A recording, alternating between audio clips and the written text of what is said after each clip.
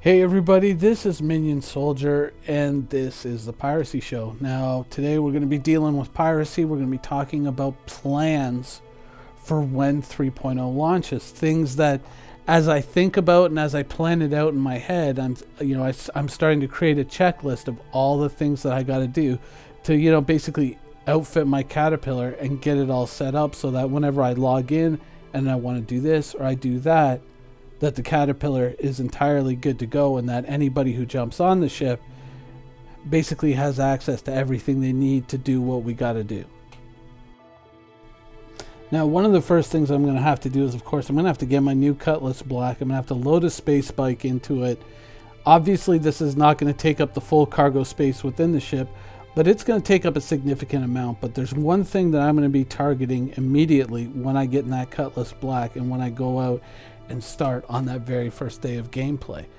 I've got a whole second section of the ship here, apparently, that I can fill up with a bunch of stuff. And I plan to fill that up with guns, ammo, armor, and first aid kits.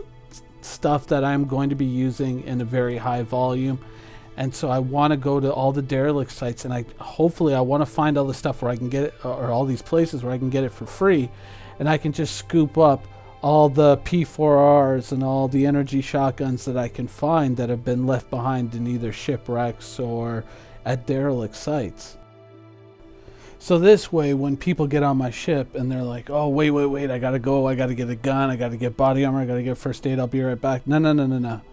Go to the gun room, boom. Everything you need is there and more.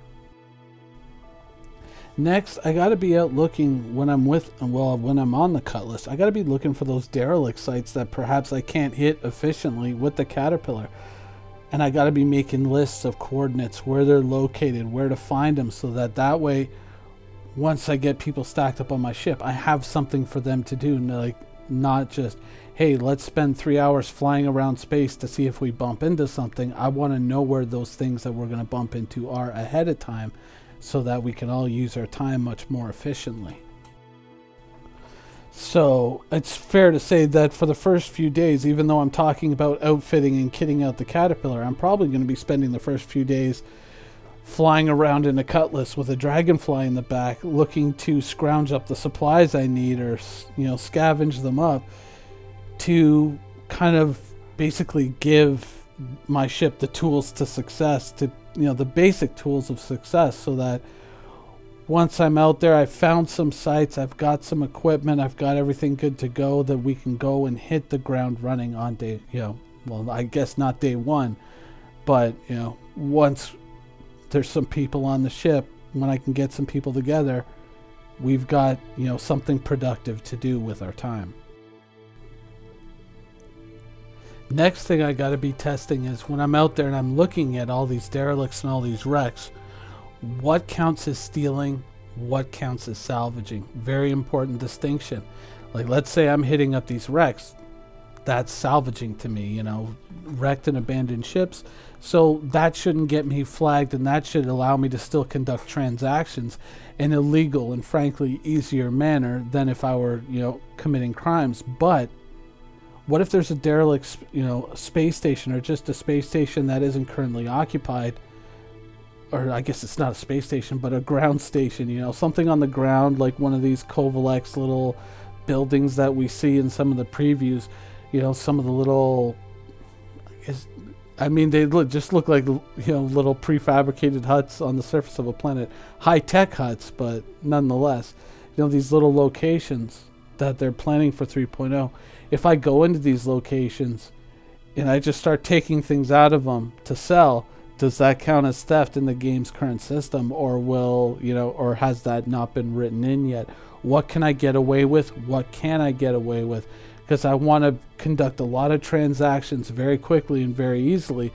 So being flagged as a criminal on day one might be a little bit disadvantageous. So I got to pay attention to that when I'm out there scouting these things out, is what triggers the criminal, the criminal flag, and what is legal and fair game in this, in the current version of Star Citizen, which would be 3.0 at at the time when it releases. Next up, and one of the things that I don't think they've discussed it yet, is there going to be an effective system for conducting transactions between players? We kind of assume that there is, but do we know for a fact that there is going to be one? Let's say, we go out, we haul in a whole bunch of cargo. Do I have a way to, once I go to the market and sell all that stuff, do I have a way to just hand you your share of the money? Because, it seems like, of course, it's a simple thing, but is it there yet? Is that in there yet? Or do I have to say, cut up the cargo and say, okay, I'm going to land the ship here at the landing pad, take, bay 1 and bay 2, take all the cargo out of there and just run it to the market and sell it for yourself.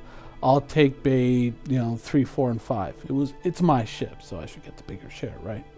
So, and are we going to have to conduct transactions in the beginning like that, or are we going to be able to just simply, one person can go to the, little terminal and say, sell everything, and then just I can send you 200,000 credits and be like, there's your share, and you're like, oh, sweet, man, perfect, thanks. Like, no problem. Of course it's going to work that way down the road, but are we going to have access to that immediately in 3.0? Because that could create complications in a multi-crew situation where it's like, actually, how the fuck do I pay these guys even? Next thing I got to look out for, and of course, in the current iteration of the game, none of this counts, and in 3.0, none of it really counts either. The only thing that you really take away from it is the experience and learning the things that you learn about the game system, so that in a future iteration, after, our money has been, kind of re-zeroed, our ships have been returned to, fresh bought state, and we start, once things really do count for real at that stage in beta, when all of a sudden it's like, nope, from now on, everything counts. Everything you earn is your money. Every ship you buy is your ship. Every weapon you buy is your weapon. Once we get to that stage, I'm going to need all the information that I picked up in these early stages to know, okay, what are the best transactions to make? What are shipwrecks to avoid? What are the shipwrecks to, exploit more heavily because they generally yield the higher return? And you do have to keep your eye open for accidents. Let's say you go to a space station, and for whatever reason that space station is paying, say, a vastly larger amount for a very simple commodity. You might want to say, okay, I should probably write that down somewhere and just kind of keep that on the DL, so until they find it and patch it out of the game, that could be a healthy source of a little bit of a boost in the early days to kind of help set myself up for the future, because there may be fat times, but there's also probably going to be some lean times as well. So having a nice financial cushion wouldn't be a bad idea. Now, this might sound like a lot of unnecessary work or a lot of unnecessary thought, things, you got to write down, keep track of.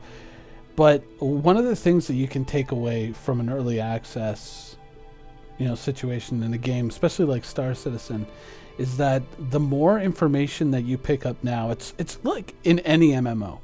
Like, if you think about any MMO you ever played, even after, say, the first year of playing it, if you were to sit back and say, you know what, if I could go back to day one with everything I know now, how much faster would I level? How much more gold would I have? How much more platinum or whatever?